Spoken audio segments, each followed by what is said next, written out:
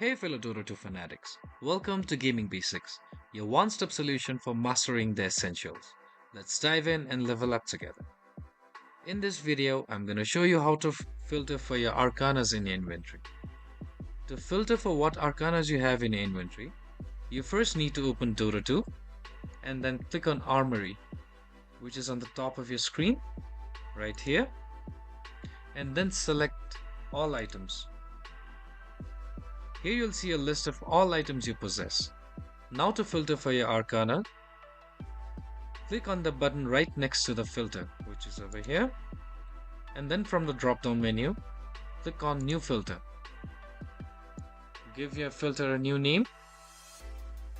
As we're searching for Arcana, I'm going to name this filter as Arcana. We're doing this. And then check the box right next to the Arcana in rarity. Click on apply, and here you have it, all your Arcanas filtered out. If you found this video helpful, please give us a thumbs up, and if you have any questions for us, please feel free to mention us in the comment section down below. Also, don't forget to hit that subscribe button and ring the notification bell so you never miss out on our latest guides and tutorials. This has been your host Ace. Happy gaming!